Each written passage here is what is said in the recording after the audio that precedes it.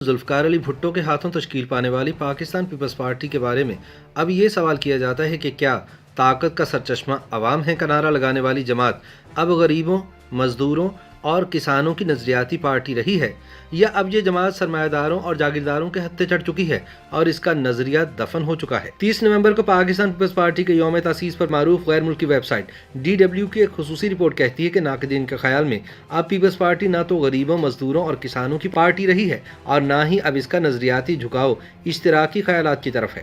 یاد رہے کہ پیپلز پارٹی کی بنیاد 30 نومبر سن 1967 کو لاہور میں بھٹو دور کے وزیر خزانہ ڈاکٹر مبشر حسن کے گھر پر رکھی گئی تھی۔ پارٹی کی تشکیل میں بائیں بازو سے تعلق رکھنے والے رہنماؤں نے ایک اہم کردار ادا کیا تھا، اسی لیے پیپلز پارٹی نے اپنے بنیادی نعروں میں سوشلزم کو بھی شامل کیا تھا۔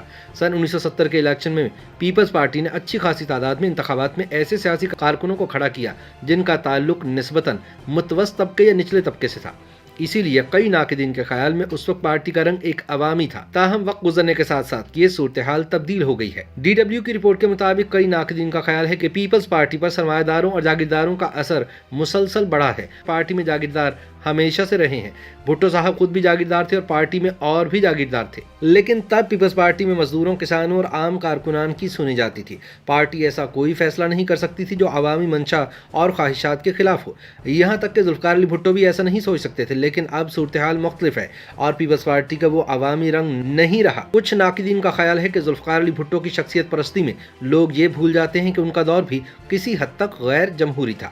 حیدرآباد سے تعلق رکھنے والے دانشور امداد قاضی کا کہنا ہے کہ سندھ میں غلام مصطفیٰ جتوئی، بلوچستان میں غوث بخش رئیسانی اور پنجاب میں غلام مصطفیٰ کھر جیسے بڑے جاگیرداروں کے ساتھ مل کر بھٹو زرعی اصلاحات لانے کی کوشش کر رہے تھے، جبکہ پیپلز پارٹی کا پہلا کنونشن بھی ایک بڑے جاگیردار اور پیر مخدوم طالب المولا کے گھر پر ہوا تھا۔ ناقدین کے خیال میں جاگیرداروں کا پیپلز پارٹی پر اثر و رسوخ اس کے قیام کے زمانے سے تھا اور اب تک موجود ہے۔ ناقدین کا کہنا ہے کہ بے نظیر بھٹو کی سن 2008 میں شہادت کے بعد سے پیپلز پارٹی کا گراف مسلسل نیچے کی جانب جا رہا ہے اور اب وہ صرف سندھ کی حد تک محدود ہو گئی ہے، جبکہ پنجاب میں اس کا صفایا ہو چکا ہے۔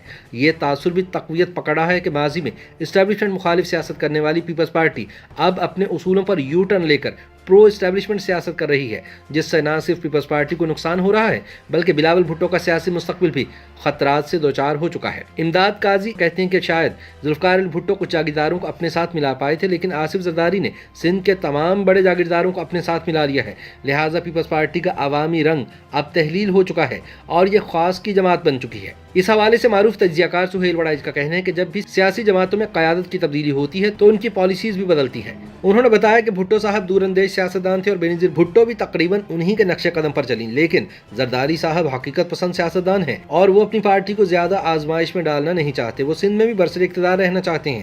انہوں نے اپنی انہی پالیسیز کی وجہ سے اقتدار بھی لیا، صدارت بھی حاصل کی اور وزارت عظمیٰ بھی پارٹی کے نام کی۔ سہیل وڑائچ کہتے ہیں کہ اسی وجہ سے پیپلز پارٹی والے سندھ پر حکومت کر رہے ہیں، لیکن اس کا یہ نقصان ہوا کہ پیپلز پارٹی سندھ کی حد تک محدود ہو گئی اور پنجاب میں اب اس کا کوئی نام و نشان باقی نہیں بچا۔ تاہم پیپلز پارٹی کے سینئر رہنما اور بے نظیر بھٹو کے درینہ رفیق بشیر ریاض کا کہنا ہے کہ پیپلز پارٹی کی قیادت سے کچھ غلطیاں ضرور سرزد ہوئی ہیں، لیکن گزشتہ 54 برس میں مسلسل ریاستی اداروں کی جانب سے پیپلز پارٹی کو دبانے اور ختم کرنے کی کوششیں بھی جاری رہی ہیں۔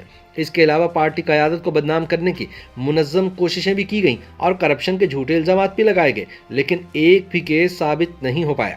بشیر ریاض کے مطابق پارٹی قیادت سے پہلی بڑی غلطی تب ہوئی جب سن 1970 کے عام انتخابات میں جاگیرداروں کو ٹکٹس دیے گئے۔ سن 1988 کے الیکشن میں بھی بڑی تعداد میں ایسے لوگوں کو پارٹی میں شامل کیا گیا جنہیں عام زبان میں الیکٹیبلز کہا جاتا ہے۔ ان میں سے زیادہ تر لوگ نہ تو نظریاتی تھے اور نہ ہی عوامی، لہٰذا اس سے پارٹی کی ساکھ کو نقصان پہنچا۔ بشیر ریاض کا کہنا ہے کہ پارٹی کو بدنام کرنے کے لیے مختلف نوعیت کے الزامات لگائے جاتے رہے، لیکن حقیقت میں ان الزامات کو کبھی بھی عدالتوں میں ثابت نہیں کیا جا سکا۔ زرداری صاحب پر ایک بھی الزام ثابت نہیں ہوا، لیکن کرپشن کی رٹ لگا کر پارٹی کو بدنام کرنے کی کوشش کی گئی۔ تاہم ناقدین کی جانب سے پیپلز پارٹی پر وراثتی سیاست کو فروغ دینے کا الزام بھی لگایا جاتا ہے۔ بلاول کے نام کے آگے بھٹو کا اضافہ بھی اسی وراثتی رجحان کا شاخسانہ قرار دیا جاتا ہے، لیکن بشیر ریاض کہتے ہیں کہ اس معاملے کو صحیح تناظر میں سمجھنے کی ضرورت ہے۔ لوگ وراثتی سیاست کی بات تو کرتے ہیں لیکن یہ نہیں دیکھتے کہ بھٹو خاندان نے جمہوریت کے لیے ذاتی طور پر کتنی قربانیاں دی ہیں۔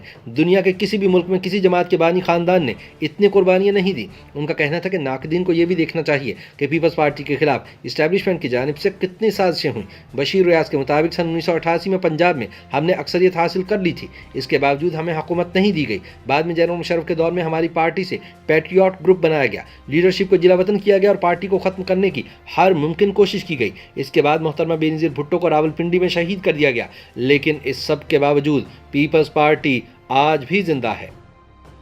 YouTube پر گوگلی نیوز دیکھنے کے لیے youtube.com کی سرچ بار میں googly news T V type کریں۔ گوگلی نیوز کے پیج پر سرخ رنگ کے سبسکرپشن والے بٹن پر کلک کرنا نہ بھولیے۔ YouTube پیج پر اپلوڈ ہونے والی ویڈیوز سے باخبر رہنے کے لیے بیل آئیکن پر کلک کیجیے۔ آپ کو ہر نئی ویڈیو کے بارے میں نوٹیفیکیشن موصول ہو جائے گا۔